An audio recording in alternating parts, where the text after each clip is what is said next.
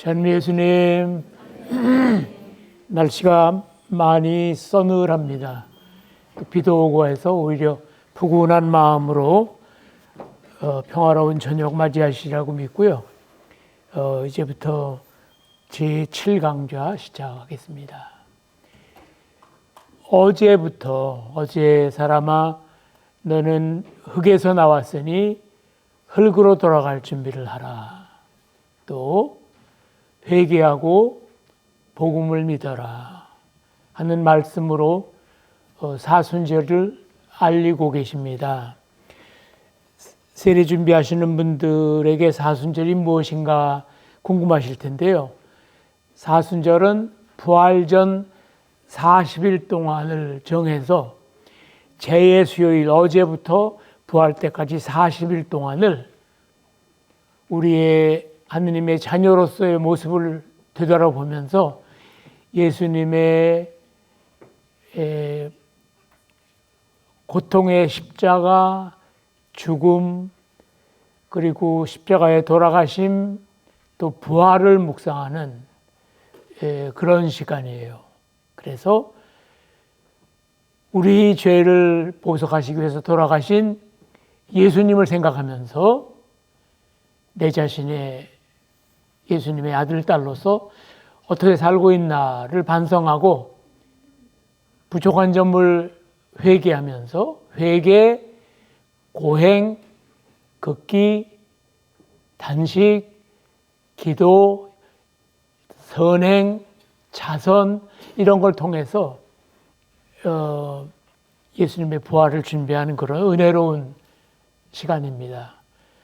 그래서 우리 신자들은 특별히 이 기회에 판공성사라는 고해성사를 통해서 완전히 죄에서부터 자유로움으로 용서받고 해방되면서 동시에 하느님께 더욱 가까이 가서 결국 부활하시는 주님과 함께 새로운 희망의 내일을 기대하고 또 선물로 받는 그런 아주 중요한 시기에 들어섰습니다.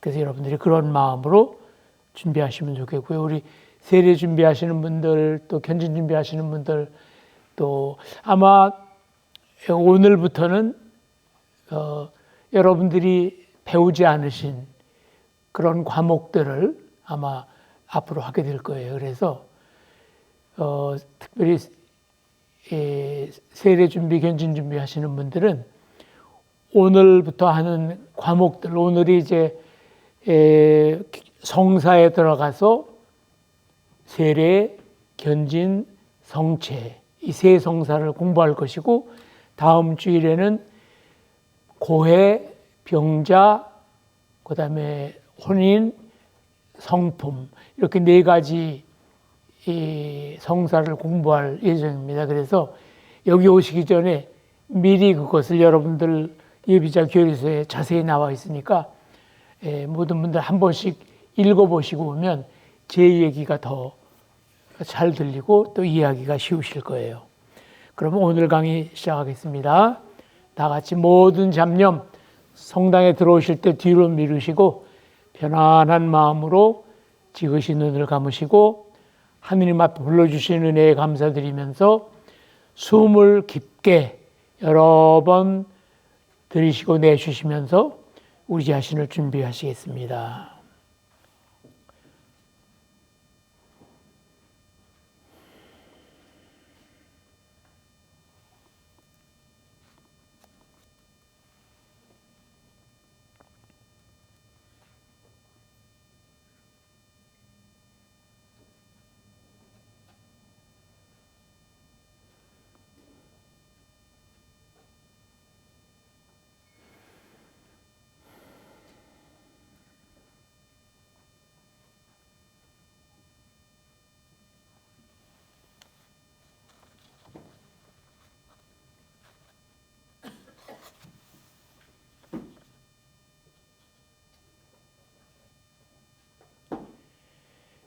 내가 바로 생명의 빵이다. 너희는 받아 먹어라. 이는 내 몸이다. 나를 기념하여 이 예식을 행하여라.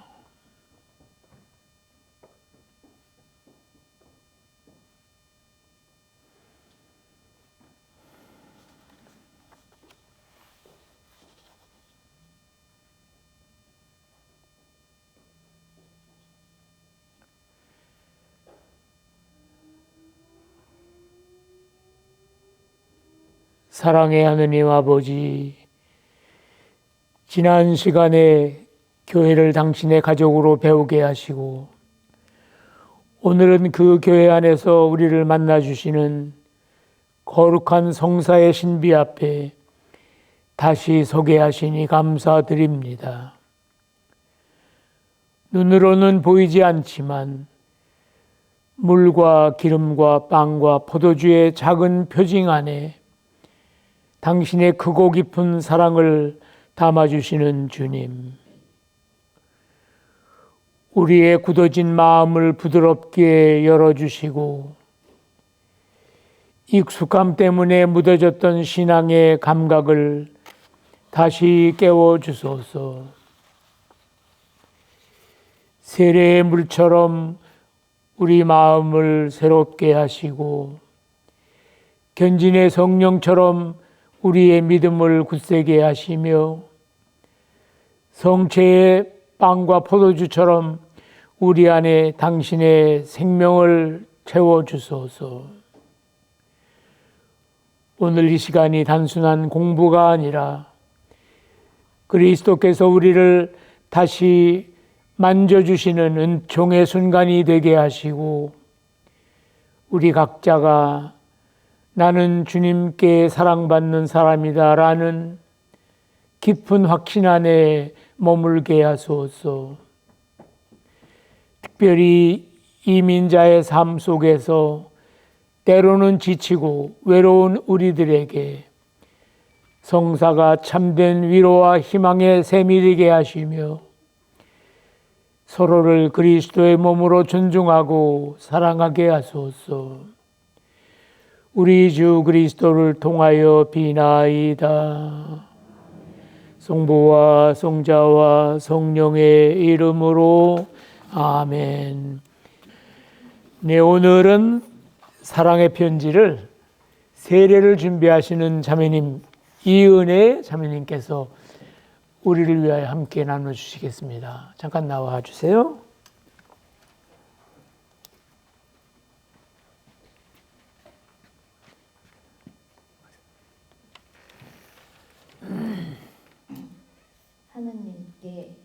하느님, 오늘은 저에게 보내주신 선물 같은 분들을 생각하며 하느님께 다시 한번 감사드립니다.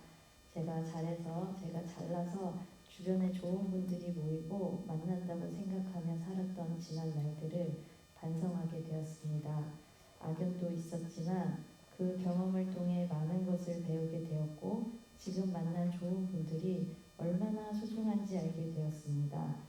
하나님의 가르침과 말씀을 마음에 새기며 살 수 있도록 지금도 도와주시고 함께 해주시는 모든 분들께 감사하며 더 열심히 기도하고 공부하여 하나님의 자랑스러운 자녀가 될 수 있도록 노력하겠습니다.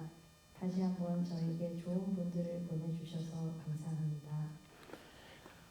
다 같이 고맙습니다.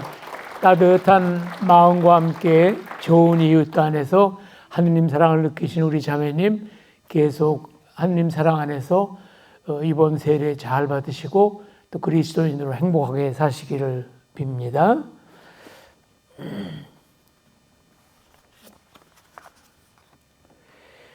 지난 시간 우리는 교회가 단순한 건물이나 제도가 아니라 하느님께서 우리를 구원의 길로 이끄시기 위해서 세우신 믿음의 공동체, 곧 살아있는 그리스도의 몸이라고 배우고 묵상했습니다.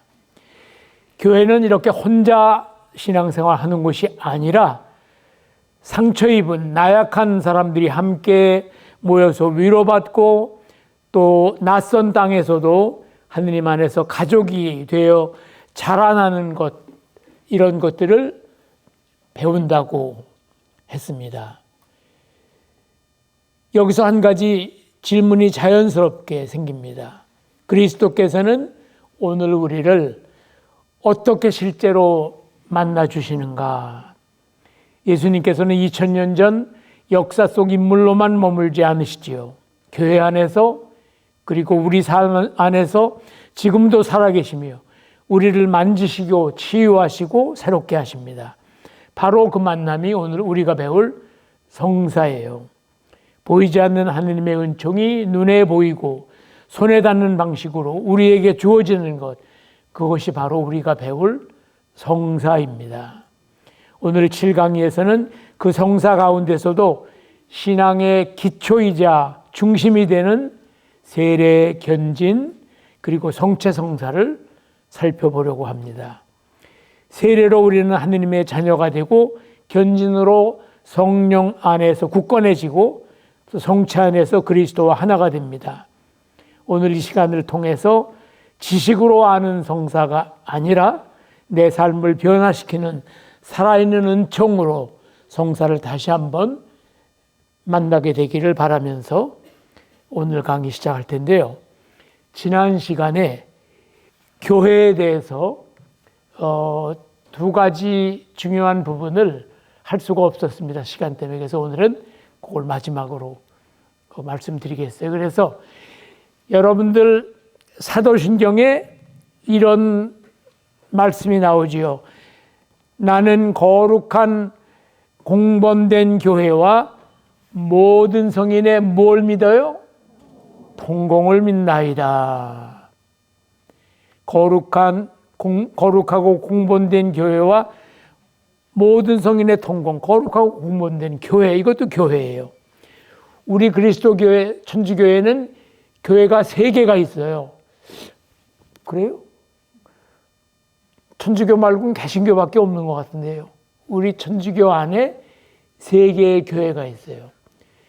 지상교회, 연옥교회, 천상교회.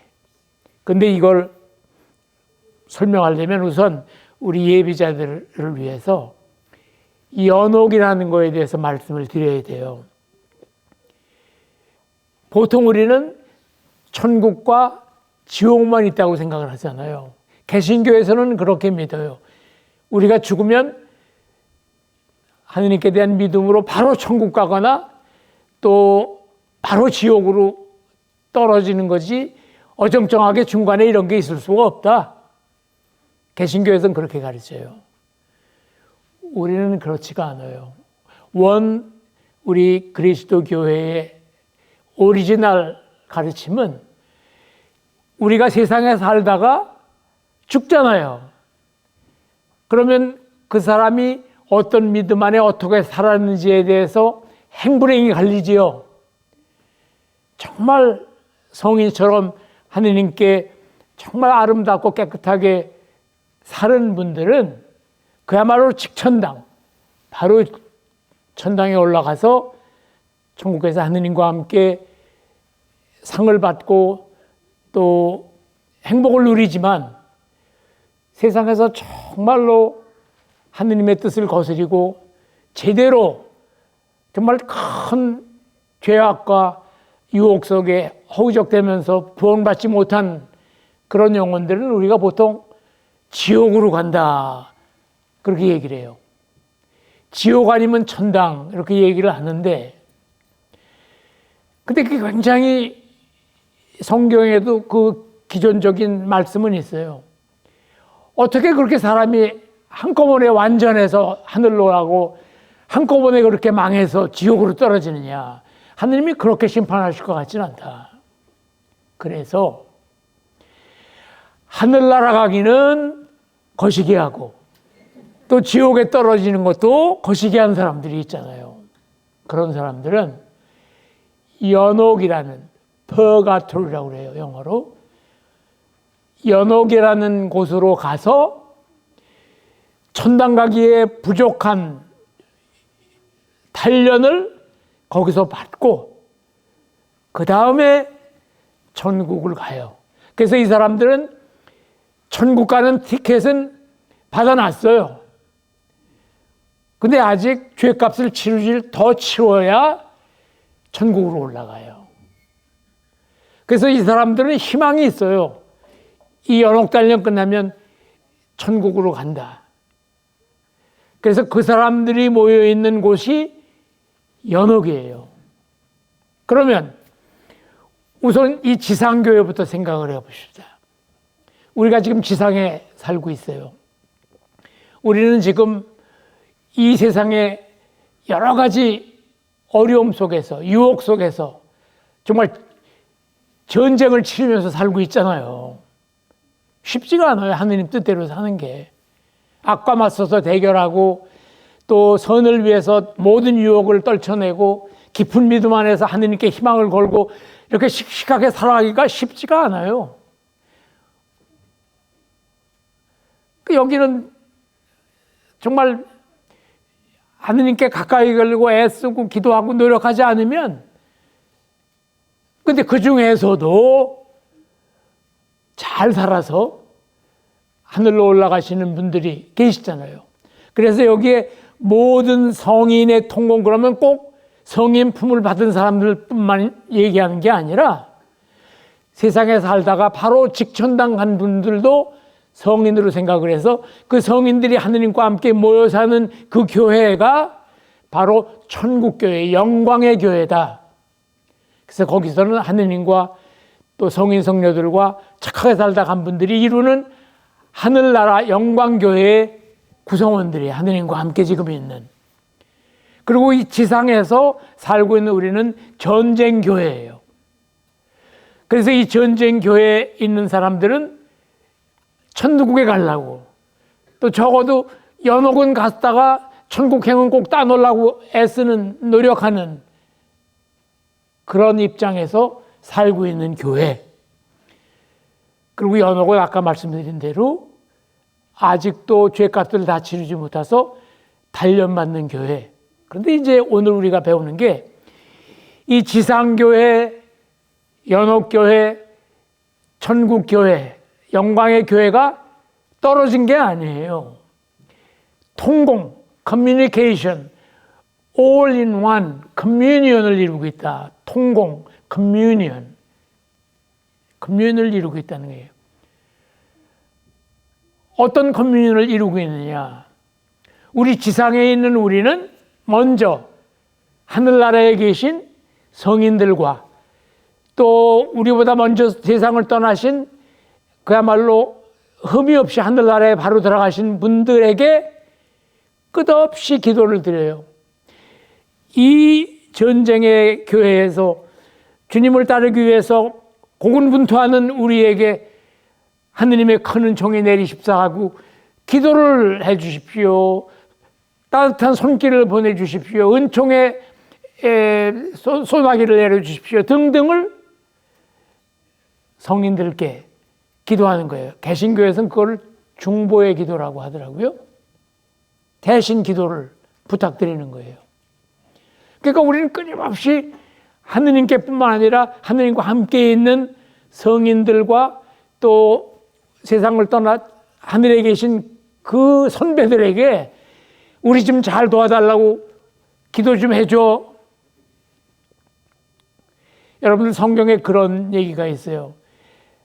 라자로라는 거렁뱅이가 어떤 부잣집 근처에서 빌어먹고 있었는데 그 부자는 하늘나라에 가지 못하고 지옥으로 떨어졌어요. 근데 이 나자로는 그렇게 살다가 천국으로 갔겠지요. 이 지옥에 떨어진 부자가 하느님께 여기 너무 힘듭니다. 너무 뜨거워요. 라자로를 시켜서 또는 하느님의 저기를 시켜서 저에게 시원한 물방울이라도 좀 챙겨 이렇게 입이라도 적시게 해 주십시오. 그때 하느님께서 too late. 이제는 안 돼. 이 라자로 그 주인은 부자는 그냥 지옥으로 떨어졌기 때문에 여기는 가망이 없어요. 근데 우리는 돌아가신 영혼을 위해서. 근데 이제 특별히 연옥교회와 우리가 관련이 많아요. 세상을 살다가 떠나신 우리의 부모님, 형제들, 주위의 많은 분들, 바로 천국 가는지 어떻게 알아요? 연옥에 있을 거라고 생각을 하면서 우리는 그분이 빨리 연옥단을 면하고 하늘로 올라가게 해달라고 해서 하는 게 연도고 연미사고 그런 거예요. 연옥 영혼들을 위해서 빨리 하늘나라로 올려달라고 우리가 기도드리는 게 그래서 기도드리는 거예요. 근데 연옥 영혼들은 자기들을 위해서 하나도 어떻게 할 수가 없어요. 그 안에서 뭐 특별히 무슨 몸부림을 쳐가지고 올라갈 수 있는 그런 능력이 없어요. 그 사람들은 그냥 처분만 기다리는. 그러니까 아마 하늘에 계신 우리 부모님들이 우리를 보고 연옥에 만약에 우리 부모님들이 계시다면 얘들아 너 뭐하고 있니? 나 좀 살려줘. 그래서 우리는 조상님들을 위해서 연미사를 봉헌하고 또 우리 어머니도 돌아가시기 전에 우리 어머니가 99세까지 돌아가셨는데 어머니가 힘들고 그럴 때는 난 하느님이 언제 불러가셔? 나 빨리 데려왔으면 좋겠는데. 그래서 어머니 여기가 연옥이야. 연옥단련 지금 하고 있는 거예요. 여기서 고통 많이 당하고 여기서 힘들게 잘 보내면 연옥에서 잠깐 있다 올라간대. 아 그래? 그럼 됐네. 그렇게 99세 사시다가 가시면서 저한테 신부 내가 가거든 잘 좀 봐줘. 그래서 저는 매 미사마다 항상 그렇게 뭐 이렇게 떠올리는 건 아니지만 주님 제가 지내는 미사 조금이라도 우리 어머니한테 도움이 되면 우리 어머니 또 우리 조상들뿐만 아니라 연옥에서 제일 버림받고 불쌍한 영혼들을 위해서 간절히 기도합니다. 이게 항상 제 마음에 들어있어요. 그래서 우리도 기도할 때 연옥에서도 죄값이 많아가지고 장기수들이 있잖아요. 그 장기수들을 위해서 우리가 기도를 해줘야 돼요. 그리고 우리 천주교회가 이 장례 예절이 참 장엄하고 엄숙하고 죽은 이들을 위해서 정말 잘 보내드리는 그게 굉장히 인상적이어서 이것 때문에 천주교회를 찾는 사람도 있고 또 개신교에서도 이걸 굉장히 부러워해요. 왜냐하면 우리가 마지막 가시는 분들 정말 빨리 하늘나라 올라가는 게 상책 아닙니까? 이렇게 지상교회, 연옥교회, 영광교회는 따로 떨어져 있는 교회가 아니라 밀접하게 연결되어 있는 교회이기 때문에 믿는 이들의 모든 성인의 통공을 믿나이다. 그래서 이걸 믿을 교리로 이렇게 사도신경에 집어넣을 정도로 이 세 교회의 존재는 매우 중요합니다. 그럼 여러분들 어떤 분들은 뭐 적당히 살다 그냥 연옥에서 좀 저기 하다가 그냥 가면 되겠지 뭐. 아니에요. 우리는 최대한도로 노력을 해서 합격이 돼야 돼요. 그래서 이게 그래도 또 연옥이라는 주님께서 베푸신 그런 장소가 있다는 게 우리에게 또 큰 위안도 돼요. 우리가 그냥 뭐 아니면 도로 바로 지옥으로 간다 하면 얼마나 그게 스트레스가 될 수도 있지요. 근데 뭐 스트레스를 완화시키려고 그러는 게 아니라 성경에도 그렇고 하느님 말씀을 읽어봐도 충분히 그런 정도의 하느님의 자비 이런 것을 우리는 고맙게 생각을 하고 그러나 지상교회 안에서 우리는 열심히 살고 또 연옥에 있는 영혼들을 위해서 열심히 기도하고 또 천상에 있는 분들께 이 어려운 현세 삶, 전쟁 중에 있는 우리에게 은혜를 베풀어 달라고 또 열심히 기도해야 돼요. 그래서 우리는 외로운 사람들이 아닙니다. 그래서 우리 교회는 바로 이런 모습의 교회다. 그리고 오늘 이 교회를 묵상하면서 저는 우리 이민교회에 대해서 여러분들과 함께 좀 생각해 보고 싶어요. 이민교회는 한국에 있는 교회하고는 물론 신앙적인 면에서 믿는 거라든가 모든 것이 거의 동일하지만 생리가 좀 달라요. 한국 교회, 한국 분위기 안에서의 교회와 또 미국이라는 특수한 환경 안에서 여기서 뿌리를 내리고 살기 위해서 온 우리 교포들의 삶 안에서의 교회의 모습은 조금 더 생각해야 할 부분이 있지 않나. 전 세계에 그리스도를 믿는 개신교, 천주교를 비롯한 한인 교회가 거의 6천여 개가 돼요. 전 세계에. 그런데 그 중에 한 4,700개 정도가 미국과 카나다에 있습니다. 그리고 거의 다 개신교인데 우리 가톨릭은 미국에 한 150에서 170개, 카나다에 20에서 30개, 그래서 여기는 공소까지 다 포함해서 우리 천주교회는 170에서 200여 개의 공동체가 카나다와 미국에 있는데 이렇게 우리처럼 분당심lin과 또 교회를 가지고 있는 이런 번듯한 공동체뿐만 아니라 신부님이 안 계신 그냥 신자들로만 구성되어서 신부님이 가끔 오셔가지고 이렇게 미사 지내주는 그런 공소 형태의 커뮤니티도 많아요. 그것까지 합해서 한 200여 곳이 지금 있고 불교도 80에서 100여 개, 카나다에 10개에서 15개, 그래서 거기도 한 100여 개 전후로 이렇게 있습니다. 그리고 개신교는 한 4,000에서 4,700개 정도가 있지요. 외국에 나와 있는 교포들의 60, 70%가 one way or another 교회에 또는 절에 종교단체에 소속해 있어요.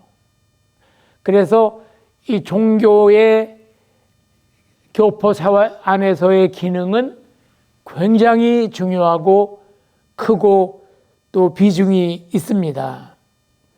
근데 2010년까지는 모든 종교단체가 이렇게 증가를 했는데 그 이유는 조금씩 줄어들고 있어요. 왜냐하면 아무래도 인구의 고령화가 되기 때문에 오셔가지고 이민 오셨다 돌아가시는 분도 계시고 또 2세, 3세가 많이 생기면서 이 교포교회에 소속되지 않고 교회를 떠나거나 또는 본국교회로 가는 적이도 많고 또 이민 인구도 이제 옛날보다 조금 줄어들고 그래서 지금은 주춤하거나 오히려 이제 교회가 감소수에 들어가고 있다.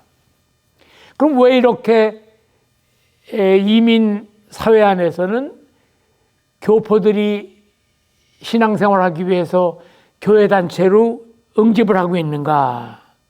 왜 이렇게 많은 교회가 생겼을까?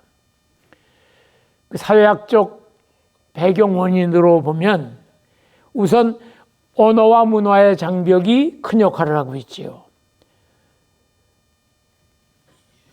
낯설고 또 물들고 또 말도 통하지 않는 또 같은 정서를 공유하지 않는 외국에 와서 우리는 우리말을 하고 우리 정서를 서로 공유할 수 있는 그런 공간이 우리에게는 필요하죠. 그리고 이 큰 사회 안에서 메조리티 사회 안에서 우리가 마이너리티로서 살다 보니까 뭔가 위축감도 생기는데 우리끼리 이렇게 모이니까 이방인이 아닌 형제 자매로도 서로 불리고 또 인정하면서 또 존재 인정과 정체성 같은 것도 확인할 수 있는 그런 공동체로서의 역할도 하고 또 신앙과 공동체가 결합되어 있는 그래서 교회는 종교적인 기능을 넘어서 인맥 형성, 상호 부조, 교육, 또 삶의 상담, 또 소셜 네트워크 이런 여러 가지가 겸해서 부과되어 있기 때문에 자연스럽게 교회로 관심이 집중되고 있다. 그러면 이 교포교회가 가지고 있는 긍정적인 즉 순기능과 또 어려운 점, 한계점 이런 것은 무엇이 있는지도 한번 살펴볼 필요가 있어요. 우선 교회의 긍정적인 역할, 이 지금 얘기하는 거는 개신교나 그리스도교나 뭐 다 마찬가지로 생각을 해도 좋아요. 우선 신앙 공동체로서의 역할. 아까 얘기한 이민 온 사람으로서의 사회적 불안, 심리적 상실 이런 속에서 신앙이라는 하느님이라는 분의 그 큰 존재와 힘이 우리가 버틸 수 있는 어떤 영적인 버팀목이 되어지는 것도 있고 또 미사, 기도, 예배, 성경 공부를 통해서 또 삶의 의미도 재정비할 수 있고 그러니까 신앙을 안 가지고 있던 사람도 여기에 와서 다시 신앙을 접할 수 있고 또 우리가 교포로서 이민자로서 겪는 초창기에 많은 어려운 여정이 믿음 안에서 극복할 수 있는 힘과 용기를 얻을 수 있다는 것도 큰 긍정적인 역할이라고 봅니다. 또 정서적 사회적인 안전망을 구축하고 있다. 그래서 외로움과 고립을 완화시키고 또 여러 가지 우리가 받는 아픔과 어려움 그런 것들을 해결하고 위로받는 공간, 또 실직이나 질병이나 사고 같은 어려움을 겪고 있을 때 주위로부터 또 여러 가지 도움도 받을 수 있는 이런 공간, 또 한국어를 유지하고 명절이나 전통 행사 같은 한국의 문화를 보존하고 세대를 연결시킬 수 있는 그런 세대 간의 연결을 지어주는 그런 공간으로도 역할을 하고 있습니다. 1세대, 1.5세대, 2세대, 3세대가 이렇게 함께 모일 수 있고 연결할 수 있는 그런 꼬리 역할. 그럼 여기에 문제점은 없느냐? 문제점이 있어요. 첫째로는 신앙을 도구화할 위험. 그래서 신앙 공동체가 교회 중심의 하느님 중심의 삶이 아니라 그런 것은 뒷전이고 교회를 통해서 내가 추구하는 인간적인 여러 가지 다양한 욕구들을 충족시키는 하나의 통로로 이렇게 사용될 수 있는 변질될 수 있는 위험도 있고 그래서 신앙보다 오히려 인간관계, 영적인 성장보다 오히려 소속 유지나 복지적인 혜택 이런 것을 더 우선으로 여길 수 있는 이런 한계가 있고 또 그다음에는 우리끼리만 모이면 미국 사회 안에서 게토화되는 우리끼리 문화 또 타민족과 지역사회로부터의 단절 이런 어려움도 있지 않을까. 그래서 우리는 이런 것들을 매우 사목적인 여러 가지 계획을 세우는데 참고해야 할 부분이다. 그래서 교포교회의 좋은 점을 간단히 요약을 하면 우선 신앙과 삶을 함께 지탱하고 소수민족의 고립을 완화시키고 또 공동체 연대를 강화할 뿐만 아니라 이민 초기의 생존과 정착에 도움을 줄 수 있고 또 개인의 존엄과 가치를 회복시키는 그런 공간으로서의 역할을 한다. 그래서 미국 한인 교포교회는 이민자들의 고통과 눈물 속에서 태어났고 또 신앙과 삶을 동시에 지켜낸 굉장히 귀중한 유산입니다. 이렇게 결론을 내릴 수가 있어요. 이거와 더불어서 우리는 그러면 교포 신자들이 한국에 있는 신자들과 이런 것도 다르지만 또 특별히 좀 우리가 생각해야 될 부분이 있는가. 저도 미국에서 한 8년 살면서 미국 교포 교회도 그동안 한 3년 전적으로 했고 또 공부하는 동안에도 그 교포들을 많이 만나서 교포 교회에 나오는 우리 신자들의 여러 가지 이 욕구랄까, 니드 이런 것들을 많이 이렇게 느끼곤 합니다. 그래서 몇 가지를 이렇게 살펴보면 우선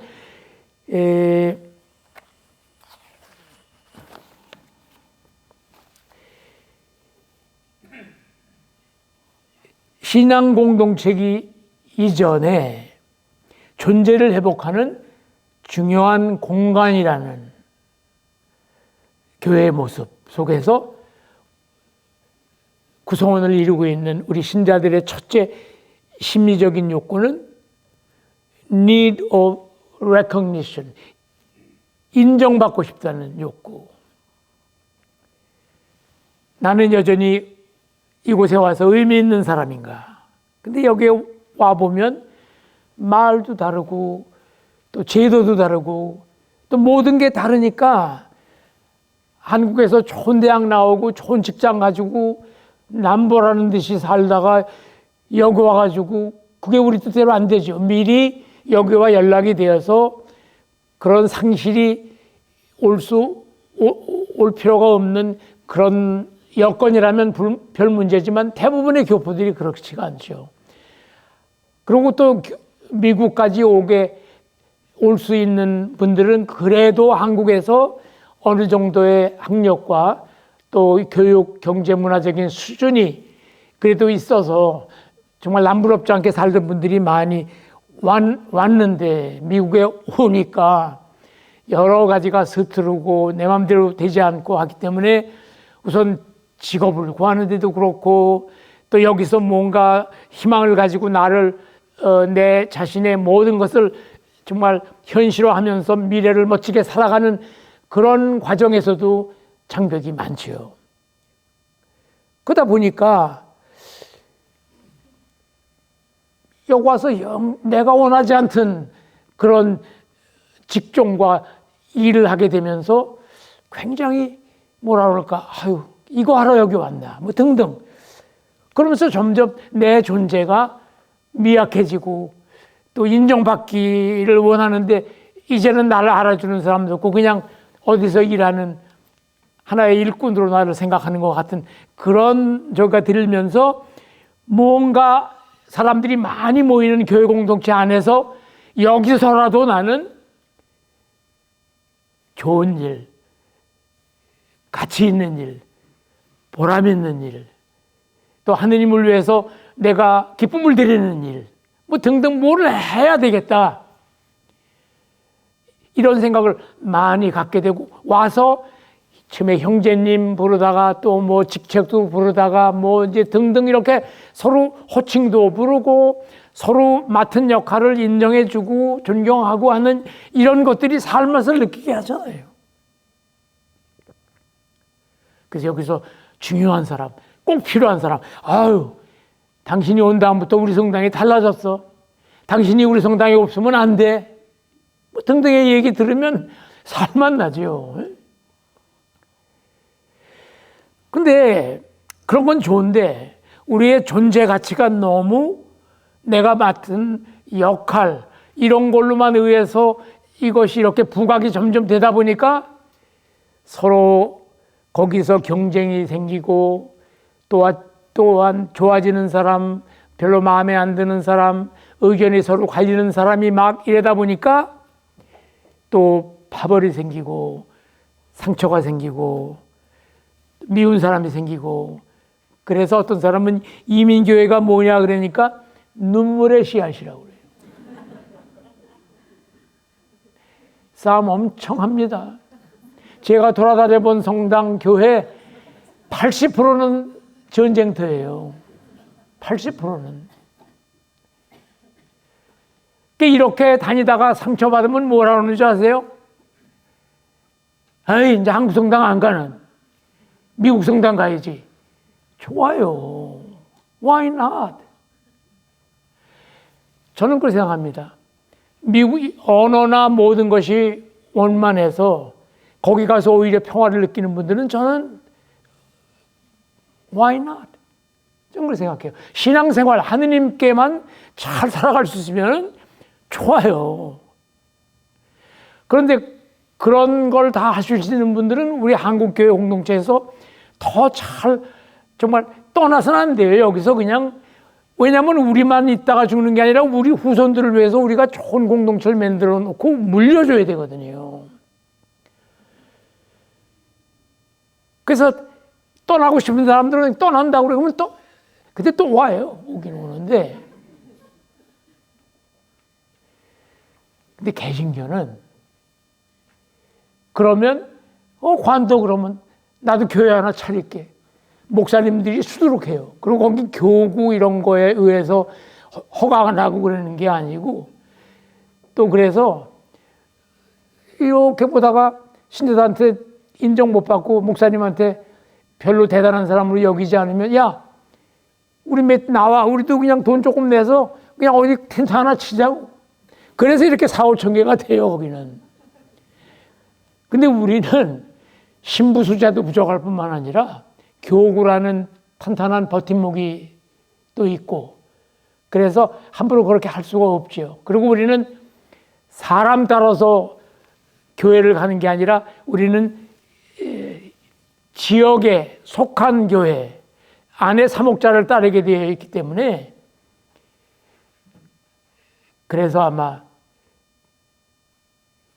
교회를 따로 차리지를 못하고 미국 성당에 가는 좋아요 저는. 그런데 떠나는 게 상책이 아니라 이런 갈등을 어떻게 하면 잘 마무리해서 여기서 서로 하나가 돼가지고 멋진 공동체.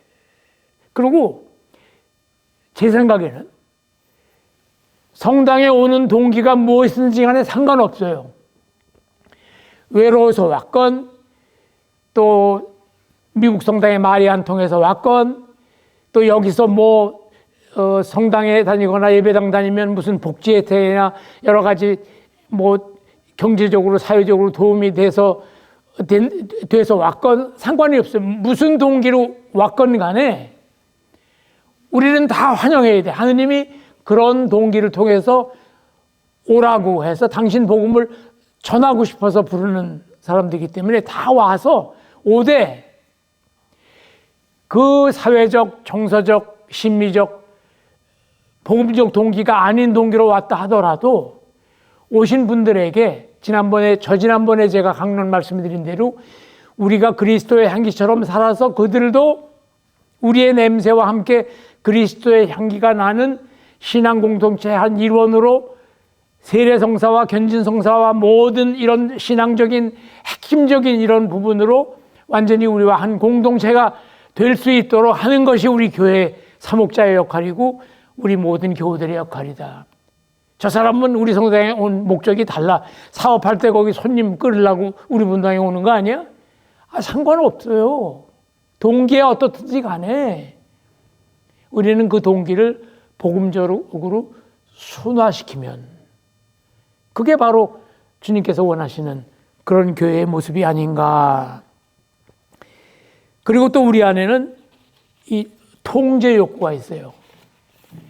내 뜻대로. 왜냐하면 그래도 나도 옛날에 어디 가면 한 목소리 하는 사람인데 미국 사람들은 내 말을 알아듣지도 못하고 인정을 안 해주네. 근데 우리만 하는 교회에 오면 그래도 내 목소리를 낼 수 있는 공간이야. 그리고 이제 내 목소리를 내서 얘기하다 보니까 이게 안 받아들여지네. 그러면 속이 상한 거예요. 그럼 내 목소리를 함께 하는 사람들을 모아서 그야말로 또 패가 갈라져요. 신부님 편, 목사님 편, 아니면 사목회장 편, 등등. 되게 이 파가 갈려서 싸워요. 그리고 좁다 보니까 그 사람은 어느 학교 나왔어? 직업이 뭐야? 지금 연봉이 얼마야? 어느 지역에 살아? 무슨 차 타고 다녀? 애는 학교에 하버드나 이런 아이빌리그에 몇 명이 나갔어? 그래가지고 어느 학교 나온 사람끼리 모이고 이래가지고 그냥 오합지졸 난리 버거지를. 그리고 이렇게 와가지고 한국처럼 자신이 없으니까 그 열등감 때문에 그런지 나를 내세우고 그냥 이렇게 하려는 이런 게 막 있다 보니까 교만해지기도 하고 우월감도 생기려고 그러고 그냥 과장하고 자랑하고 또 그러면 그 자랑이 듣기 싫어가지고 또 뒤에서 뒷담화하고 아주 복잡해요. 그리고 특히 어떤 때 힘이 드냐면 제가 사목자를 해봐서 그래요. 제가 샌프란시스코 본당에 있을 때 이제 할머니들이 이렇게 이제 쭉 노인 아파트에 많이 사셨어요. 할머니들이 오면 일일이 다 이렇게 했는데 그 중에 어떤 할머니가 성당에 열심히 나오는 할머니가 몇 주 동안 안 보이는 거예요. 그래서 제가 아니 그 할머니 그렇게 열심히 매일 임사 나오고 그러시는 분이 왜 안 나와? 그 저 레지오 꾸리아 단장 좀 한번 가봐요. 갔다 오더니 할머니가 삐졌대요. 왜 삐지냐 그랬더니 저지난 주일날 신부님한테 인사를 했는데 딴청만 피고 있더라고요.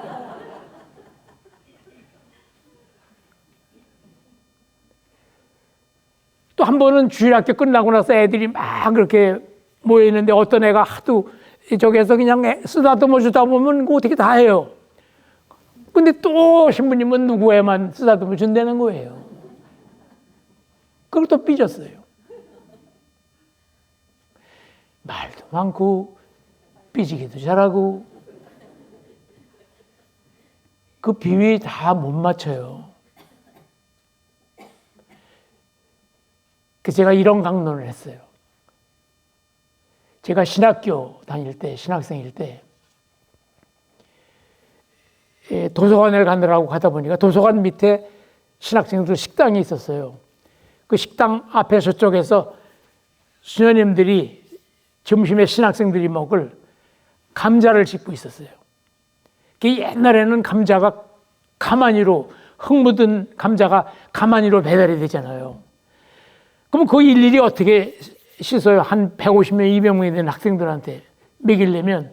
그러니까 드럼통 반을 자른 거를 놓고 흙 묻은 감자를 거기다 놓고 수녀님 한 분이 물을 갖다가 수도꼭지로 물을 채운 다음에 수녀님 두 분이 한 분은 바깥에서 한 분은 그 안에 들어가서 장화로 이렇게 감자를 씻고 있었어요.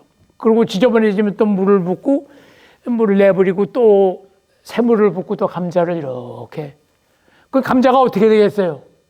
깨끗해지죠? 감자가 깨끗해져요. 그래가지고 점심 때 깨끗한 감자 요리가 나왔어요. 이야, 흙 묻은 감자는 서로 수녀님 장화에 의해서 부딪히지 않으면 깨끗해질 수가 없구나. 부딪혀야 돼요. 나나 여러분들 다 흙 묻은 감자예요.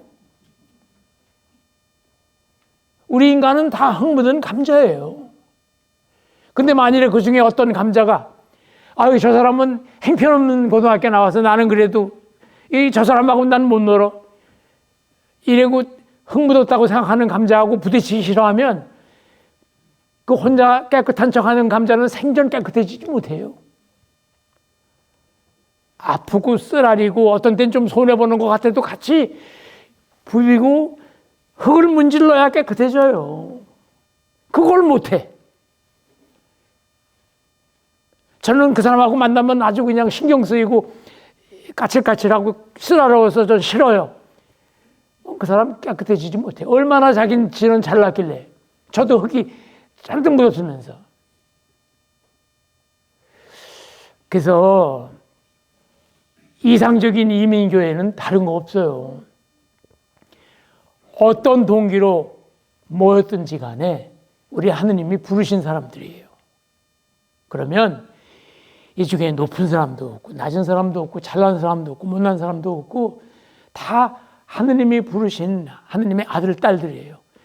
그래서 우리 다 한 솥에 들어있는 흙 묻은 감자들이 그냥 어우러지면서 서로 어떤 땐 좀 불키기도 하고 그러면서도 서서히 정화되는 거예요. 하느님의 말씀과 하느님의 은총 안에서. 용서해야 되고 받아들여줘야 되고 용서 빌어야 되고 우리가 할 게 얼마나 많아요. 그게 우리들의 삶입니다. 그래서 저는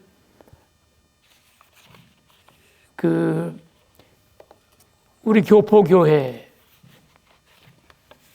제가 사목을 하면서 교포교회처럼 사목하기에 재미있고 끈끈하고 재미있는 그래서 제가 한 사목 생활 중에 제일 행복했던 순간이 제가 처음으로 신부되고 교포교회 특히 샌프란시스코 성당에서 신자들로 받았던 사랑과 공동체의 그 향기 그래서 저는 외롭고 힘들 때는 오히려 샌프란시스코 찾아가서 거기 분들 만나서 위로를 받았던 적이 있을 만큼 우리 교회도 그런 모습으로 성장해야 되지 않나. 그러려면 다 하느님 안에서 한 아들, 딸이라고 생각하면서 존중해야 돼요.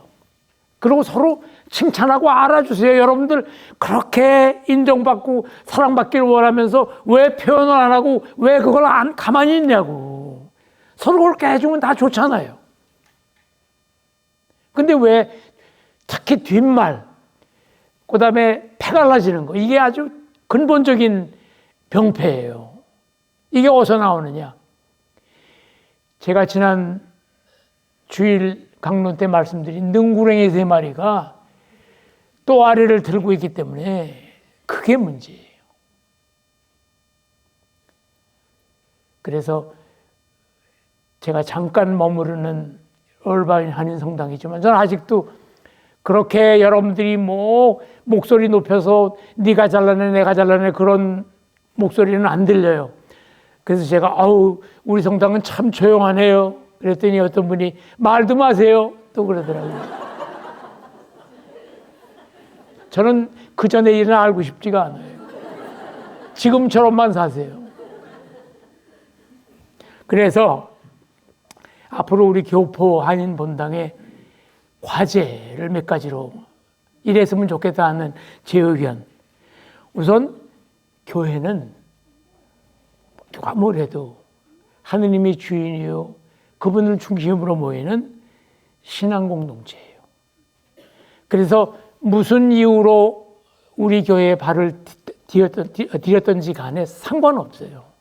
우리가 바로 하느님의 아들, 딸과 그분의 말씀과 성체 안에 기쁨을 누리면서 정말 신앙생활을 잘할 수 있는 그런 공동체로 우리가 성숙을 해야 돼요. 그러려면 정서적인 위로나 재미만 여기서 찾고 그런 게 제공이 안 되면 거긴 심심해 재미없는 분당 거기 가봐야 이득도 없고 아무것도 아니야. 이게 아니라 그 본당에 가니까 왜 그렇게 부근하고 평화롭고 뭔가 배우고 느끼는 게 많고 삶에 활력을 주고 난 거기 안 가면 못 살아. 이렇게 교회가 영적 성장을 통해서 아름다운 그리스도의 향기가 나는 그런 공동체가 돼야 되고, 두 번째로는 신자들의 갈등과 반목을 방지하면서 줄일 수 있는 리더십 그리고 제도적인 장치도 있어야 돼요. 그래서 편안함을 넘어서 거룩함으로 성장할 수 있는 길들을 모색해야 되는데 그건 본당마다 다 환경과 여건이 다르기 때문에 그거는 본당마다 거기에 맞게 해결이 돼야 되겠죠. 그리고 우리 가톨릭 교회는 보편교회입니다. 다 족보가 있어요. 그래서 교구와의 관계가 원활해야 돼요. 여러 가지 간섭도 있고 그래서 어려운 점도 있지만 그래도 든든하지요. 그리고 한국적인 장점은 살리고 문화적인 한계는 교구와 잘 융합하면서 잘 풀어나가야 될. 그리고 또 우리는 우리만이 아니라 또 지역사회 이웃들과도, 그래서 저는 우리 한인교회에서 외부에 있는 로컬 미국인 성당 신자들이 와서 하는 영어미사나 이런 개방된 이런 걸 굉장히 좋게 평가하고 있습니다. 그리고 우리 본당을 이어나갈 후손들과의 관계, 교류, 성장을 위한 여러 가지 방안, 그 중에 특별히 제가 여기 있는 분들에게 요청드리고 싶은 것은, 제가 이렇게 주일날 미사를 지내다 보면 머리가 희끗희끗하신 분들이 60-70% 이상 돼요. 즉 아동 선교, 청년 선교 굉장히 중요합니다만 그것뿐만 아니라 시니어들에 대한 케어, 관심, 또 종교적인, 사회적인, 문화적인 배려, 이런 것 또한 사목회에서 관심을 많이 기울여야 되지 않나, 이런 생각도 해봐요. 왜냐하면 우리 다 그 시기로 가고 있잖아요. 그리고 우리 시니어들은 이제 하늘나라에 갈 여러 가지 준비도 준비지만 그래도 여러분들과 함께 신앙 안에서 한 목소리로 신바람 나게 살다가 가고 싶은 것이 우리들의 소망이니까 여러분들의 관심 많이 기울여 주시기를 바랍니다. 제가 여기서 시간을 너무 많이 보낸 것 같아요. 여러분들 제 얘기에 많이 동의하세요? 네. 도움이 되세요, 그러고? 네. 이제 어디 다른 데 간다 소리 하지 마세요, 이제. 자, 그러면 이제 본론으로 들어가서 성사, 사크라멘트. 성사에 대해서 이제 얘기를 할 텐데, 많은 분들이 성사 하는데 그게 뭔가. 근데 이 성사를 잘 이해하기 위해서 제일 먼저 알아야 될 것이 은총이라는 거예요. 은총. 그걸 영어로 grace라고 그래요. grace. 개신교에서는 은총이라는 말보다는 은혜, 이렇게 은혜 받았다 이런 얘기를 많이 하죠. 은총이라는 것은 우리 그리스 말로 까리스, 기뻐하다, 감사하다라는 어원을 가지고 있습니다. 은총은 고맙게, 감사하게 받는 선물이에요. Present from God. 좀 더 구체적으로 얘기하면 인간의 성화와 구원을 위해서 하느님께서 베푸시는 호의이고 거저주시는 도움, 사랑의 선물이에요. 선물, 그냥 거저주시는 거예요. 선물.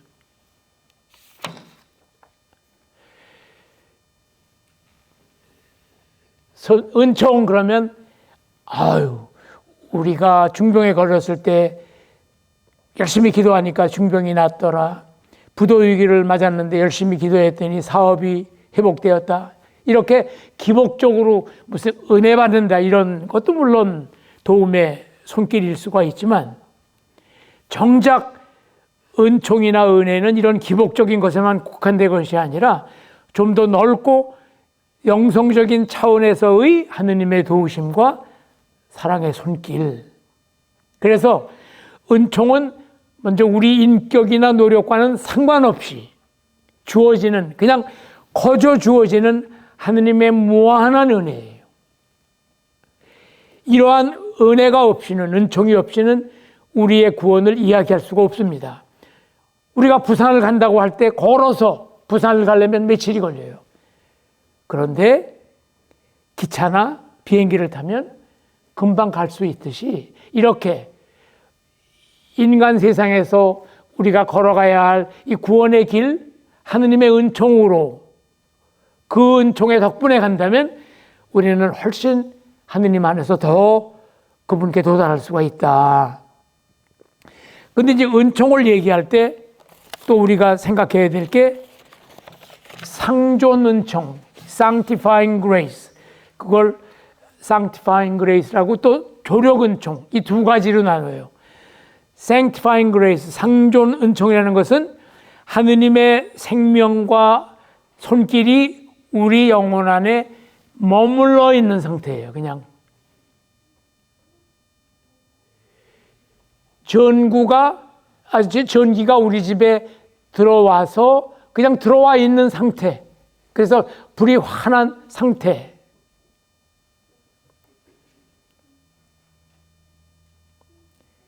그래서 이 상존 은총은 하느님께서 내 안에 머무르시는 거예요. 근데 내가 이거를 못 느껴요. 꼭 느껴야 되는 게 아니에요. 그 효과가 그냥 금방 어떻게 나타나고 그러는 게 아니에요. 이제 그게 바로 조력은총이라는 거예요. 조력은총. 즉 성화은총은, 즉 상존은총은 영혼을 거룩하게 하고 하느님과 함께 살게 하는 지속적인 선물이라고 한다면은, 조력은총이라는 것은 actual grace. 조력은총은 하느님이 특정 순간에 우리를 움직이시고 도와주시는 일시적인 도움. 예를 들면 눈길에 차가 미끄러져서 가지 못하고 멈춰 있다고 생각하십니다. 근데 엔진은 굴러가고 있어요. 엔진은 돌아요. 근데 스탁이 되어 있는 거예요.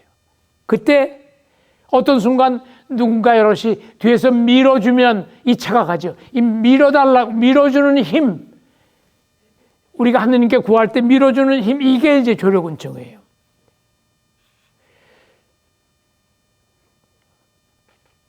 특정한 순간에 우리를 움직이시고 도와주시는, 그래서 우리가 병이 들었거나 어려움이 당할 때 주님 도와주십시오.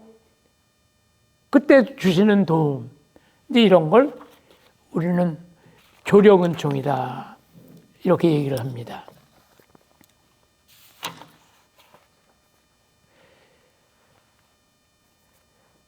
그러면 이 은총을 이제 우리가 받아야 되는데, 이 은총을 어떤 방법을 통해 받느냐? 그래서 은총을 받는 통로가, 메인 통로가 바로 성사, 사크라멘트예요. 이 성사는 성사라는 건 뭐냐 하면은 거룩할 성자, 일살자, 거룩한 일이라는 거예요. 그래서 성사는 예수 그리스도께서 우리에게 은총을 내려주시기 위해서 세우신 통로로서, 중요한 건 눈에 보이는 표지를 통해서 눈에 보이지 않는 하느님의 은총을 받게 해주시는 길 또는 수단이라고 할 수 있어요. 우리가 옆에 사람과 의사소통을 할 때는 언어나 몸짓, 동작 또는 표징과 상징을 통해서 소통을 하잖아요.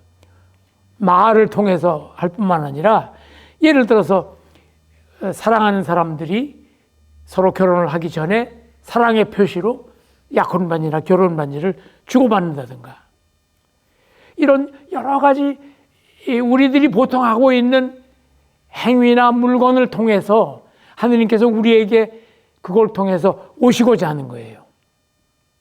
그래서 상징이나 징표를 원하는 인간의 속성을 하느님께서는 잘 알고 계시기 때문에 당신의 보이지 않는 사랑을 표현하시기 위해서 우리 인간 눈에 보이고 만져지는 물건을 사용하신다는 거예요. 그래서 이런 걸 사용해서 우리에게 당신 자신을 알려주시는 거다. 근데 성사 중에 제일 큰 성사가 뭐냐? 바로 예수 그리스도예요. 하느님 당신이 하늘 안 보이잖아요, 우리한테. 그러니까 우리 눈으로 보고 만질 수 있게 당신의 아들 예수님을 우리 인간과 똑같은 사람으로 우리에게 내려보내 주셨어요. 이 당신 사랑의 표현입니다. 그래서 예수 그리스도가 아주 완전한 성사의 표본이죠. 그런데 예수 그리스도는 하느님의 표상으로 세상에 내려와서 있다가 그냥 아무것도 안 하고 가신 게 아니라 당신께서 교회를 만드셔가지고 당신이 만드신 교회 안에 성사를 세우셨어요. 당신 친히 7가지 성사를 세우셨습니다. 예수님께서 선수 세우시고 그 교회를 통해서 당신 만날 수 있도록 해주신 그 통로가 바로 성사이다. 7개의 성사를 만드셨는데 왜 예수님께서는 7개의 성사를 만드셨을까? 거기에 무슨 이유가 있는가? 있어요. 우선 사람이 태어나죠. 태어나면 점점 성장을 하죠. 태어나서 성장하려면 뭘 먹고 영양가 있는 걸 먹어야 걔가 크잖아요. 근데 걔가 살아가는 동안에 온전히 건강하게만 삽니까? 병도 들고 잘못도 하고, 그래서 뭔가 의사도 필요하고, 또 더 자라나면 결혼도 하잖아요. 결혼하는 사람도 있는가 하면 또 하느님과 세상을 위해서 봉사하기 위해서 또 하느님의 대신 양들의 목자로 탄생하는 성품 성사를 받는 사람들도 있잖아요. 이렇게 7가지가 우리가 나면서부터 죽을 때까지의 과정을 순차적으로 채워줄 수 있는, 나면서부터 무덤까지의 토탈 서비스예요. 이거야말로 토탈 서비스.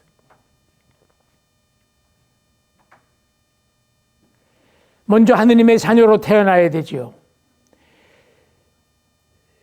그래서 태어나는 은혜를 받기 위해서 제일 먼저 하는 것이 뭐예요? 세례성사를 받아야 돼요. 그래서 이 세례성사로 그리스도인이 돼가지고 태어난 사람은 그냥 그대로 있지 않고 영적으로 성장해야 되잖아요. 그래서 견진성사가 생긴 거예요. 근데 이 나서 세례받고 견진받은 하느님의 아들, 딸들이 뭘 먹어야 살잖아요. 영적인 에너지가. 그게 바로 성체성사예요. 근데 이렇게 나가다가 아무 죄 없이 살 수가 없잖아요. 죄도 짓고 잘못도 하고 하니까 치유를 받아야 되잖아요. 그게 고해성사가 생긴 거고, 또 몸이 아프고 병들잖아요. 그러니까 병자성사가 생긴 거고, 또 결혼해서 인류를 번식시키는 혼인성사가 생겨야 되고, 또 그들을 돌봐야 될 목자가 되는 성품성사, 이렇게 사람의 일생을 두고 필요할 때마다 우리에게 서비스를 베푸시는 하느님의 손길이 바로 7가지 성사다. 그래서 그리스도교의 입문성사, 들어가는 성사가 세례, 견진, 성체예요. 그리고 우리를 치유해 주는 성사가 고해, 병자성사, 또 친교에 봉사하는 성사가 혼인과 성품성사, 이렇게 7가지 성사가 우리 교회 안에 예수님께서 세우신 하느님께로 가는 은총의 길이다. 그런데 이런 7가지 성사 이외에 준성사라는 게 또 있어요. 준성사, 사크라멘탈스, 준성사라는 게 있는데, 이 준성사가 뭔가?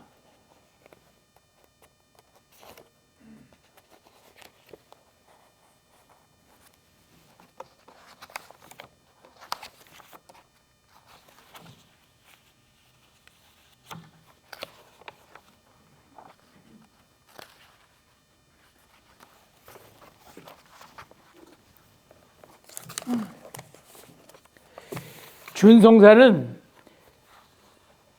성사처럼 은총을 주는 건 아니에요. 근데 은총을 받을 준비를 시키는 거예요. 그래서 대표적인 준성사가 뭐냐면 blessing, 축복. 사람 축복, 집 축복, 자동차 축복, 식사 전후 기도, 성물 축복. 왜 축복을 하느냐? 우선 하느님의 보호를 청하고 또 삶 전체를 하느님께 봉헌한다는 그런 특별한 하느님의 손길을 청하는 그런 기도가 바로 축복의 기도예요. 그래서 여러분들 성물 사거나 묵주 사면 사제로부터 축복을 받지요. 그 다음에 성수도 우리가 특별히 축복을 해서 그걸 뿌림으로써 성당에 들어갈 때 성호를 긋고, 또 가정에서도 좀 축복을 하고 싶으면 그 성수를 뿌리고, 그렇게 함으로써 세례의 은총을 기억하고, 또 회개의 마음을 또 일깨우고, 또 악에 맞서는 신앙적인 태도. 그래서 우리 어머니 같은 경우에는 조금 마음이 불안하고 이렇게 좀 기분이 이렇게 별로 밝지 않은 그럴 때는 성수로 온 집안을 다 이렇게 성수를 뿌리면서 온 집안을 하느님의 운기로 가득 차게 그렇게 하기도 합니다. 그리고 어제 우리가 이마에 재를 뿌리면서 사순 시기를 시작을 했잖아요. 이제 그런 이마에 재를 뿌리면서 사순절을 은혜롭게 준비할 수 있게 해주는 것, 이런 것들이 다 준성사입니다. 그리고 성체조배라든가 십자가의 길, 성지순례, 성인공경, 이런 것도 다 우리가 하는 그 준성사에 들어가고, 또 구마기도, 마귀가 들렸을 때 특별하게 가서 하는 그런 예식이 있습니다. 그것도 준성사에 들어가고, 이렇게 준성사에 하는 식사, 여행, 집안생활, 또 병상에 있는 분들을 위해서 더욱 거룩하고 성스럽게 또 따뜻하게 이렇게 할 수 있는 그런 순간을 하느님께 만들어 주시기를 청하면서 하는 그래서 우리가 성수를 뿌리면 편안하고 또 묵주를 잡고 뭔가 있으면 안정을 찾고 또 우리가 축복을 받을 때 심리적으로 마음 안에 뿌듯한 위로를 받는 이런 게 바로 준성사의 효과죠. 예를 들면 어머니가 아이를 학교에 보내기 전에 그 아이를 껴안고 이마에 십자가를 그으시면서 하느님께서 너를 오늘 잘 보호해 주실 거야 하고 뽀뽀를 해주면 그 애가 얼마나 편안하게 학교를 가겠어요. 그래서 그런 게 다 준성사적인 행동이다 이렇게 볼 수가 있습니다. 그러면 이제 우리가 준성사까지 봤다면 이제 제일 첫 번째 성사가 입문성사. 처음으로 이 성사를 받아야 다른 성사를 받을 수가 있어요. 그래서 세례 성사는 그리스도교의 입문성사.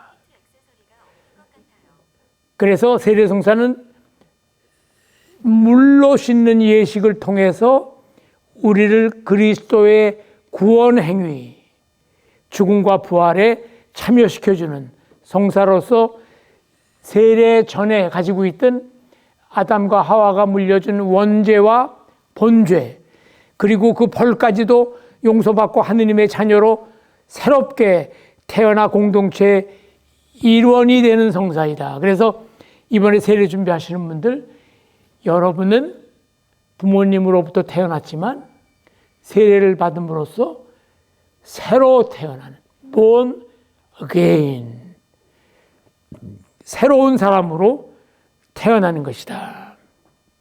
그래서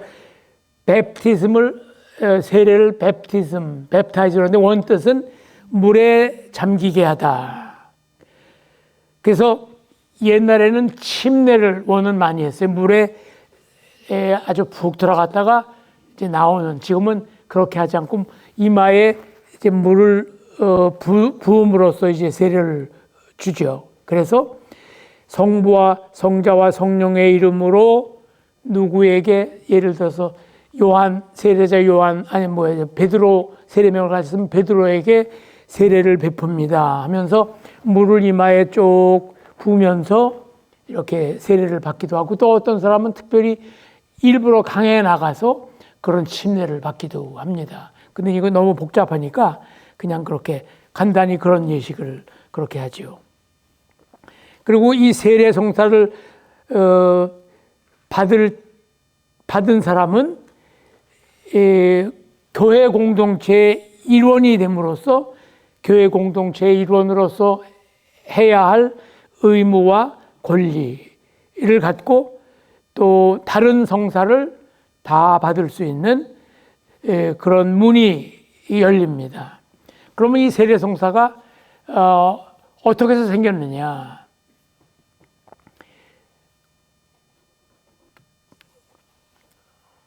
우선 구약에서는 여러분들이 잘 아시는 노아의 홍수, 인류가 막 죄에 허덕일 때 하느님께서 노아에게 내가 세상을 싹 쓸어버리고 새 세상을 만들 테니까 물로 홍수를 40일 동안 내려서 세상을 아주 완전히 할 테니까 모든 한 쌍씩을 다 배에 했다가 나중에 풀어줘라. 이렇게 해서 물로 심판을 하잖아요.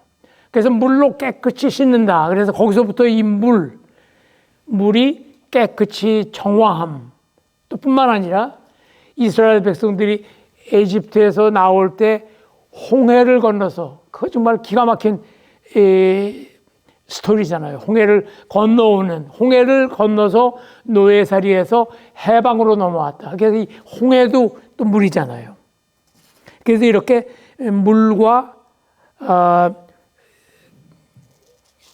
그 세례는 밀접하게 연결이 됩니다. 또 한 가지는 세례자 요한이 처음에 나오셔서 모두 회개하라 하면서 물로 요르단 강에서 세례를 줬어요. 그렇지만 세례자 요한의 세례는 내 뒤에 오실 물과 성령으로 세례를 베푸실 예수님의 선구자로 와서 길을 닦는 그런 모습을 보여줬고, 예수님이 직접 이제 세상에 오셔서 우리를 세례를 보여주셨고 세례를 직접 주셨지요. 그리고 예수님께서 부활하신 후 사도들에게 너희는 가서 이 세상 모든 사람들을 내 제자로 삼아 아버지와 아들과 성령의 이름으로 세례를 베풀어라. 이렇게 예수님 스스로 이 세례의 중요성과 또 세례를 베풀라고 하셨어요. 그럼 세례의 효과가 뭐냐? 아까 얘기한 대로 원죄와 본죄가 사해지고 깨끗이 온전한 사람으로 태어나는. 그래서 세례 받고 나면 그야말로 과거에 무슨 일이 있었든지 간에 다 사함을 받은 거예요. 그냥 다 잊어버리세요. 안 따지세요. 세례 받고 나면. 얼마나 큰 위로입니까? 아무것도 걱정. 세례 받은 이전의 건. 왜냐하면 새로 태어나는 거니까. 이제 세례 받은 이후가 우리가 어떻게 사느냐에 달린 거예요. 그래서 세례가 그래서 중요한 거예요. 세례를 받고 그리스도 예수와 하나가 된 우리는 이미 예수와 함께 죽었다는 것을 모르십니까? 물을 받는 순간 예수님과 함께 죽은 거예요. 그리고 예수님과 함께 새 사람으로 부활한 거예요.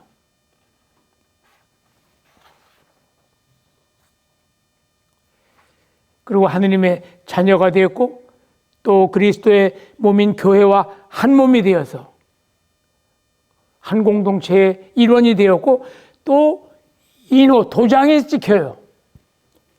영적인 표시를 여러분들 영혼에 박아줘요. 하느님께서 너는 이제 내 아들 내 딸이야 하고 도장을 탁 찍어줘요. 그래서 세례는 2번 못 받습니다. 왜냐하면 하느님이 도장을 찍어줬는데 뭘 또 도장을 찍어요. 그래서 개신교에서 세례를 받으신 분들이 천주교로 올 때 물로 씻는 예절은 안 해요. 이미 도장을 찍었는데. 그렇지만 세례 받을 땐 물로만 씻는 게 아니에요. 기름도 바르고 하얀 옷도 씌워주고 여러 가지 그 세례 받을 때 하는 예식들이 또 있습니다. 그걸 또 받아야 돼요. 그렇지만 물로 씻는 예절은 안 합니다. 그래서 세례는 한 번만 하느님께서 내 영혼에 도장을 딱 찍어주는 거예요. 너는 내 거, 내 딸, 내 아들. 그리고 세례의 집전자는 주교나 사제나 부제들이 원칙적으로 하는 게 보통이지만 죽을 위험이 있거나 임종 순간에는 아무 경우라도 물만 있으면 세례를 줄 수 있고 심지어는 세례받지 않은 사람이라도 좋은 뜻과 몇 가지 저기만 알면 세례를 줄 수가 있어요. 유효합니다. 아무 때나 유효한 게 아니라 절박한 순간. 예를 들어서 지금 숨이 넘어가. 교통사고가 나는데 이제 숨이 누가 넘어가잖아요. 그러면 물병 갖다가 세례명을 지어줘도 좋고 안 지어줘도 좋아요. 저는 보통 그런 때는 그냥 요셉이라고 지어놓고 나는 성부와 성자와 성령의 이름으로 요셉에게 세례를 베풉니다 하고 그냥 이마에다가 물을 막 붓니다.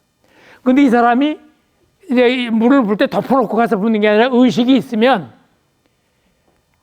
하느님께서 계시고 성부, 성자, 성령 삼위일체 계시고 하느님께서 너를 사랑하시고 또 하느님께서 너가 오늘 회개하고 하느님께 가면 천당 갈 수 있다는 이런 여러 가지 얘기들을 하면서 물을 보시면 극히 좋지요. 그걸 대세라고 그래요. 대세. 대신 세례를 줬다. 대세. 그러니까 여러분들 잊지 마세요. 어디 가서 그런 급박한 경우가 있으면 여러분들이 세례를 줄 수가 있는 거예요. 그리고 꼭 세례명을 안 부셔도 돼요. 나는 성부와 성자와 성령의 이름으로 당신에게 세례를 베풉니다. 근데 이 사람이 의식이 없어. 그러면 조건부로 만일 살아있다면 나는 당신에게 성부와 성자와 성령의 이름으로 세례를 베풉니다. 조건부로. 우선 살려야 되잖아요. 하느님께서 원하시는 건 어떤 규역, 규칙이게 아니라 한 사람이라도 더 나한테로 올려보내라. 이게 하느님의 뜻이에요. 그래서 여러분들 가족 중에 세례를 받지 않으신 뭐 시부모님이나 또 가족 중에 또 친구 중에 누가 지금 병상에서 갈 날만 기다리고 있다 그러면 가서 이것저것 말씀을 하시면서 성당에 와서 세례 준비할 시간도 없잖아요, 이제.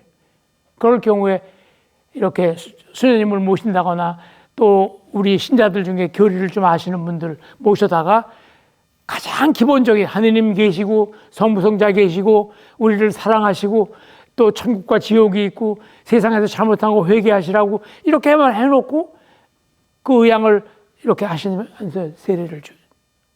꼭 그렇게 해야 합니다. 굉장히 중요한 거예요. 이제 그렇게 해서 세례를 베풀고 끝? 그러면 안 돼요. 그러고 나서는 꼭 성당에 가서 인적사항을 적어 놔야 돼요. 웬만하면 적을 수 있어요. 그래서 성당 세례자 대세장에다가 호적 등록하듯이 거기다가 등록을 해야 돼요. 왜냐하면 또 그래서 또 살아나고 또 그럴 수도 있잖아요. 그런 분들은 성당에 오셔서 아까 얘기한 대로 물 붓는 예절은 안 하지만 보충 예절은 또 해요. 그래서 또 이제 천주교 신자로 살 수가 있는 거예요. 그래서 여러분들이 그런 건 굉장히 영혼을 살리는 일이기 때문에 여러분들 용기 있게 그런 거는 하셔야 돼요. 꼭 그런 걸 말씀을 드리고 싶습니다. 그 다음에 세례 성사를 받을 때는 이제 여러 가지 신앙에 대한 질문을 해요. 믿습니까? 믿습니까? 믿습니까? 이제 거기에 대해서 믿습니다. 다 하고 난 다음에는 구마기도 하고 예비자 성유를 기름을 발라요. 구마기도는 왜 하냐면 이제 너는 마귀의 자식이 아니다. 마귀는 엄접하지 못하다. 이건 하나님께서 도장을 찍어놨기 때문에 이제 꼼짝하지만은 그러고 이제 구마기도를 하고 난 다음에 성유를 발라요. 성유는 이제 옛날에 하느님의 특별한 부르심을 받은 하느님이 선택하신 사랑하는 사람에게 부어주는 기름을 바르는 예식을 해요. 그러고 난 다음에는 흰 옷과 촛불을 줍니다. 흰 옷을 여자들은 이제 미사포를 씌우지요. 그리고 남자들도 이제 이렇게 하얀 보재기를 씌우는 이유가 마음과 영혼이 이렇게 흰 보처럼 깨끗하게 새로 창조돼서 그리스도를 담게 된 새로운 품위를 깨끗하게 앞으로 유지하라 그런 뜻에서 이제 하얀 흰 옷이나 하얀 볼을 씌우고 그다음에 촛불을 주면서 세상의 빛과 소금이 되라는 예수님의 그 말씀을 심어주죠. 그리고 세례 받을 때는 자기가 좋아하는 성인을 한 분 정하세요. 이제 그래서 성인전을 읽어보면 아우 이분은 내가 왠지 다른 분보다 이분을 내 주보성인으로 삼고 싶어. 그리고 하늘의 주보성인 나하고 통하게 그래서 성인 공부도 좀 해보세요. 그래서 여러분들이 선택하실 수도 있어요. 그 선택을 못하면 보통 생일과 가까운 날에 성인을 해주면 나중에 매년 성인들의 축일이 나오면 그 보통 영명축일이라고 해서 축하를 해줘요, 사람들이. 그래서 생일과 가까우면 영명축일 날짜를 기억해가 좋기 때문에 그렇게 해서 하고 또 대부대모를 세워요. 남자는 대부, 또 여자는 대모. 근데 서양 사람들은 남자, 여자를 다 같이 세워요, 어린애들은. 근데 이 대부대모를 세우는 이유는 첫째는 위트네스예요, 증인. 이 세례를 증명한다는 증인으로의 역할. 두 번째로는 도움이라고 그러나 헬퍼. 그 다음에 그 이끌어주는 사람. 그래서 자기가 볼 때 저분을 성덕이나 뭘로 보나 내 신앙생활에 길잡이가 되시고 이끌어 주실 수 있는 분이라고 생각하는 분을 여러분들이 보고 정해서 그분께 제 대부나 대모님이 되어 주십시오 해서 응하면 그때 이제 대부 대모가 되는 거예요. 세례 받으실 분도 이미 대부 대모님 정하셨습니까?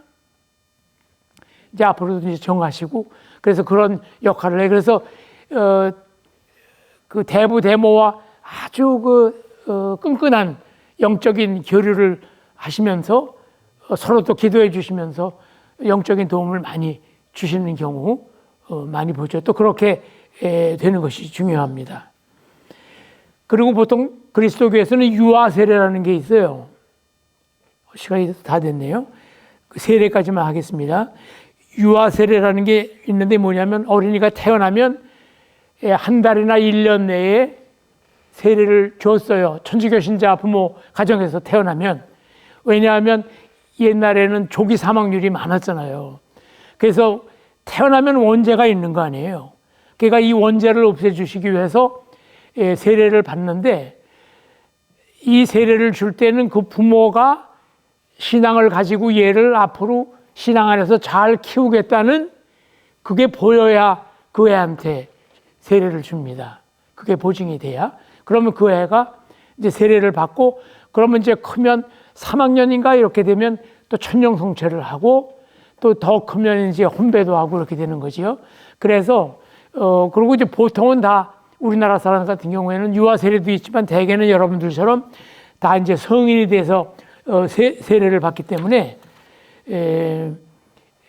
그 견진 같은 것은 세례 받은 다음에 이제 교육을 더 받거나 또 뜸을 들이고 조금 있다가 주교님한테 받는 경우가 있고 나중에 이제 견진 때 제가 말씀을 드릴게요. 그리고 세례나 이거 말고 또 다른 세가 있어요. 화세하고 혈세가 있어요.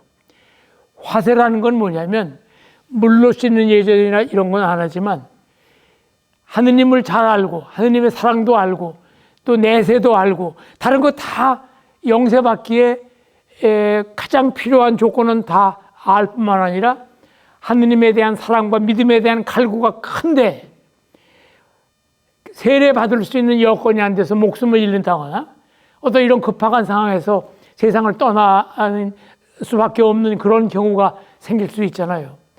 그러면 그 사람은 물로 씻는 예절을 안 해도 세례를 받은 것과 똑같은 하느님이 당신 부모로 안으신다는 거예요. 그걸 화세라고 그래요. 혈세는 뭐냐면 옛날 박해시대 같은 경우에 세례는 안 받았지만 나는 천주교 신앙을 믿습니다. 너 그 소리 취소 안 하면 넌 죽어. 저는 취소할 수 없습니다. 그리고 목이 잘려 순교하거나 그러면 그것도 세례예요. 그건 혈세, 피로 세례를 받았다. 그래서 그 사람도 이제 혈세를 받은 겁니다. 그래서 여러분들에게 오늘 연옥교회, 지상교회, 천상교회, 또 교포교회, 또 그 이외에 은총, 성사, 세례성사가 뭔가까지 여러분들에게 공부를 내용을 말씀을 드렸습니다. 그리고 이제 나머지 고해성사와 성체성사는 다음 시간으로 미루도록 하겠습니다. 그리고 혹시 제가 강의하는 도중에 이거는 정말 궁금해서 못 참겠다 하는 게 있으면 우리 담당하시는 우리 자매님한테 그 질문 이렇게 주시면 제가 간단히 나중에 답변을 드리도록 하겠습니다. 그럼 다 같이 마침 기도 준비하십니다.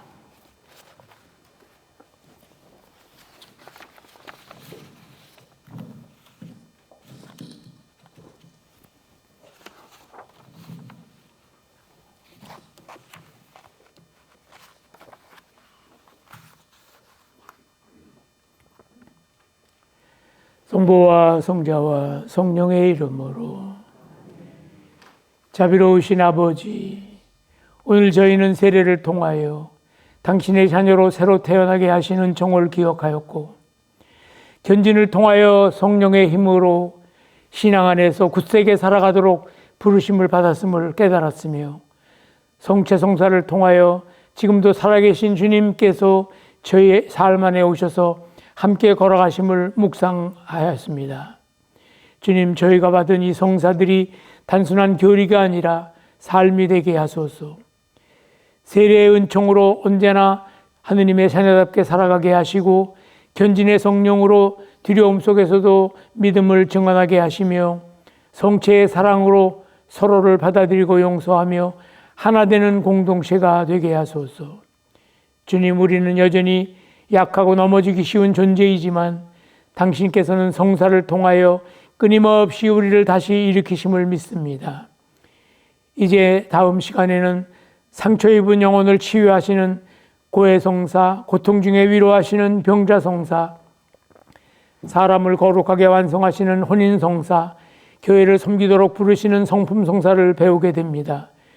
저희가 성사를 통하여 인생의 모든 순간, 기쁨과 실패, 건강과 병고, 사랑과 사명까지 모두가 하느님을 만나는 은총의 길임을 깊이 깨닫게 하소서.